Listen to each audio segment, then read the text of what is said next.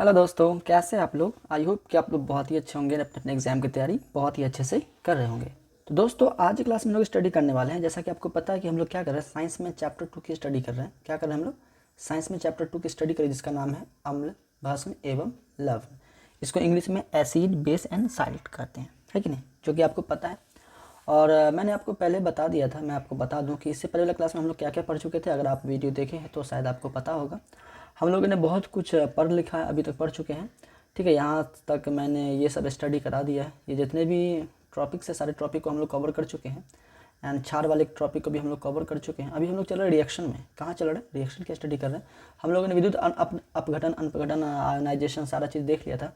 और हम लोगों ने इससे जस्ट पिछले वाले क्लास में हम लोगों ने अम्ल और भस्म की अभिक्रिया को देखा था। मतलब हमने देखा था कि क्या होगा जब हम अम्ल को भस्म के साथ अभिक्रिया करवाएंगे, तब क्या होगा। तो ये वाले टॉपिक को हम लोग कवर कर चुके थे।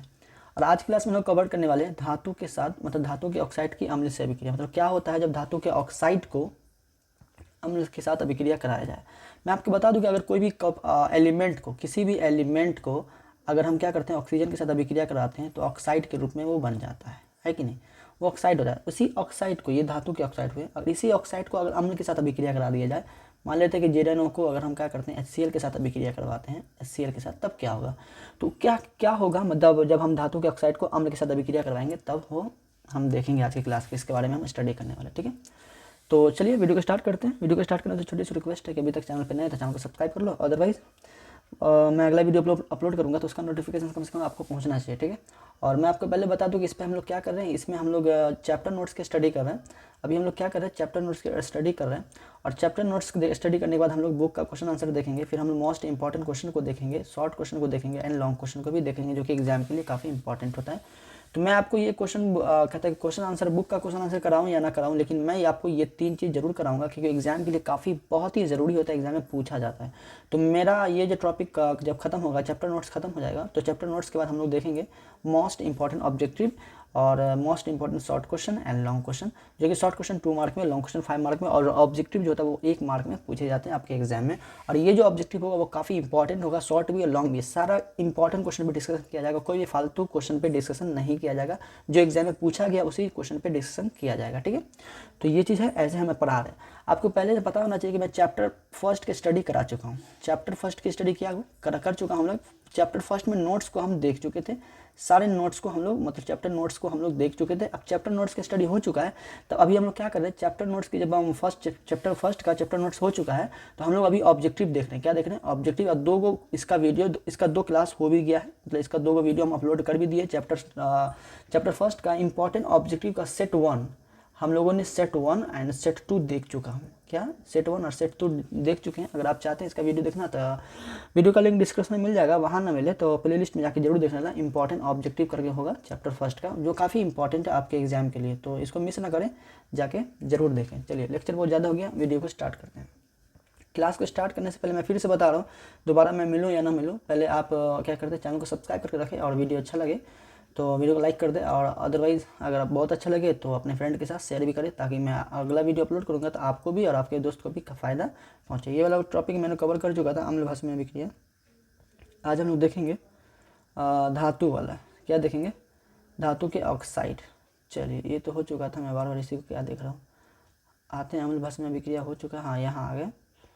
धातु के ऑक्साइड, मतलब धातु के ऑक्साइड से अम्ल की अभिक्रिया। मतलब क्या होता है जब धातु के ऑक्साइड को अम्ल के साथ अभिक्रिया कराया जाता है। कहने का अर्थ ये, क्या होता है जब धातु के ऑक्साइड को अम्ल के साथ अभिक्रिया कराया जाता है, तो देखते हैं। तो मैंने लिखा है कि जब धातु के ऑक्साइड को अम्ल के साथ अभिक्रिया करवाते हैं तब लवण एवं जल बनता है। और क्या बनता है, जल। याद रखिएगा, जब धातु के ऑक्साइड, जब ये धातु के ऑक्साइड अम्ल के साथ अभिक्रिया करेगा तो क्या बनाएगा, लवण बनाएगा और जल बनाएगा। इतना आप याद रखिए। जैसे मैंने दिया हूँ, धातु के ऑक्साइड प्लस अम्ल से अभिक्रिया कराने से लवण बनता है और जल बनता है। ये काफ़ी इंपॉर्टेंट है, याद रखिएगा, क्योंकि अगर ये कंसेप्ट आपको याद होता है तो आप रिएक्शन को याद करने में ज़्यादा टेंशन नहीं होगा। और ये एग्जाम में ऑब्जेक्टिव में पूछा जाता है, धातु के ऑक्साइड मूलतः क्या होता है, क्षारीय होते हैं। ये चीज़ आप याद रखिए, धातु के ऑक्साइड मूलतः क्या होते हैं, क्षारीय होते हैं, जो कि एग्जाम में कई बार पूछा भी गया है। तो इसको मिस मत करना, इसको याद ही रखना। मैं भी ऑब्जेक्टिव में इसको दिया हूँ, तैयारी करवा रहा हूँ इसका भी। ठीक है, मैं पहले बता रहा हूँ, बहुत ही आपको एग्जाम की तैयारी बहुत ही अच्छे से कराई जा रही है। आप चाहे तो चैनल को अच्छे से विजिट करके अच्छे से समझ सकते हैं, देख सकते हैं क्या क्या यहाँ पे चल रहा है। तो बहुत ही अच्छे से आपको तैयारी करवाई जा रही है, बिल्कुल भी नो कन्फ्यूजन। आप चैप्टर नोट्स की स्टडी करें, इंपॉर्टेंट ऑब्जेक्टिव का, फिर शॉर्ट क्वेश्चन, फिर लॉन्ग क्वेश्चन, उसके बाद मॉडल सेट का भी आपको तैयारी कराई जा रही है। मतलब हर चीज़ इस पर मतलब दिया गया है इस चैनल पे, हर चीज़ आपको बहुत ही अच्छे से तैयारी कराई जा रही है। एग्जाम के पर्पज से आपको पढ़ाया ही जाता है, ठीक है। तो एग्जाम के अकॉर्डिंग मतलब जिस जो टाइप से एग्जाम लेता है बोर्ड, उसी टाइप से आपको यहाँ पे पढ़ाया जा रहा है। तो आप चैनल को सब्सक्राइब करके रखें ताकि मैं आपको जो भी वीडियो अपलोड करूँगा ना, तो उसका नोटिफिकेशन सबसे पहले आपको मिलेगा।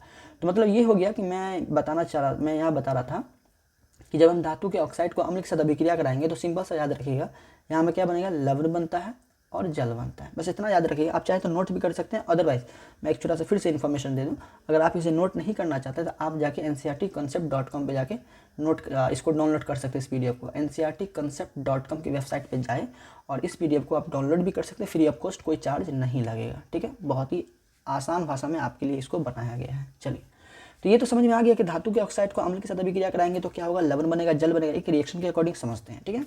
एक रिएक्शन मैंने दिया यहाँ पे, क्या होता है, मैंने लिखा है कि क्या होता है जब जिंक ऑक्साइड को, देखिए ऑक्साइड आ गया, जिंक ऑक्साइड को सल्फ्यूरिक अम्ल, देखिए अम्ल आ गया, तो जब जिंक ऑक्साइड को सल्फ्यूरिक अम्ल के साथ अभिक्रिया कराते हैं तब क्या होगा, मतलब क्या होता है जब जिंक ऑक्साइड को अम्ल के साथ अभिक्रिया कराया जाता है तब। चलिए देखते हैं। सल्फ्यूरिक अम्ल है यहाँ पे और जिंक ऑक्साइड है, लेते हैं हम लोग। तो मैंने लिखा है कि पहले मैं रिएक्शन समझाता हूँ। देखिए मैंने यहाँ पे लिया जिंक ऑक्साइड और यहाँ पे लिया है सल्फ्यूरिक अम्ल।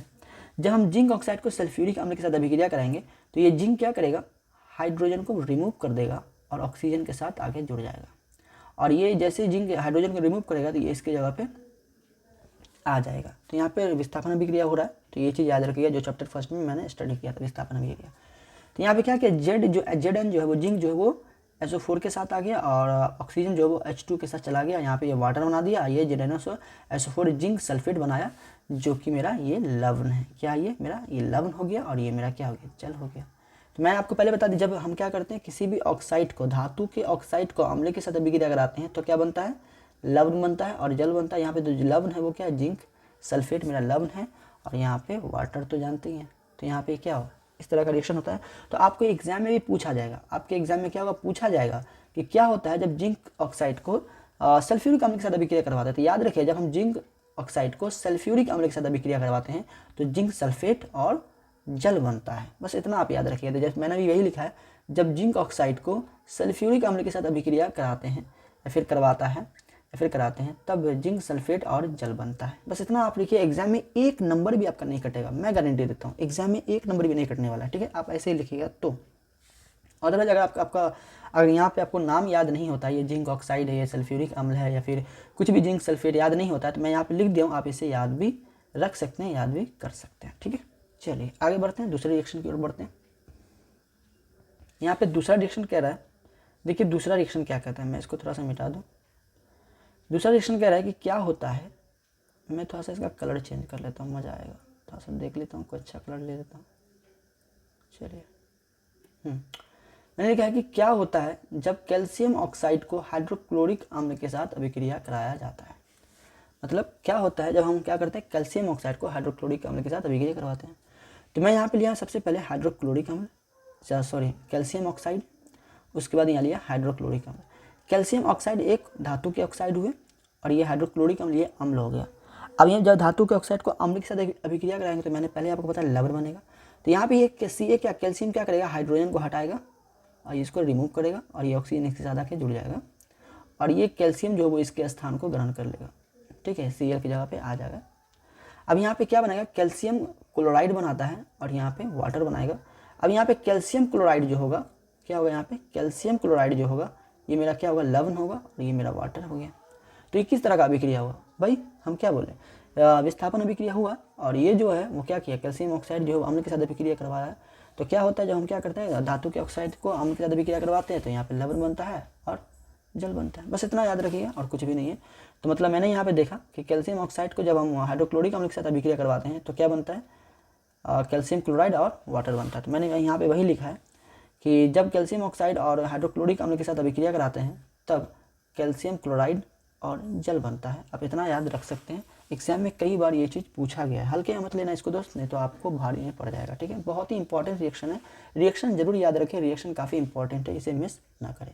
आप चाहे तो इसे याद भी रख सकते हैं, कैल्शियम ऑक्साइड है, ये हाइड्रोक्लोरिक अम्ल है, कैल्शियम क्लोराइड है और यहाँ पे जल बनता है। ठीक है, अगले क्लास में हम आएंगे धातु के ऑक्साइड को जब हम भस्म के साथ अभिक्रिया करवाते हैं तब क्या होता है। अगर ये भी क्लास चाहते हैं तो चैनल को सब्सक्राइब करके रखें ताकि हम अगला वीडियो अपलोड करें तो उसका नोटिफिकेशन सबसे पहले आपको मिले।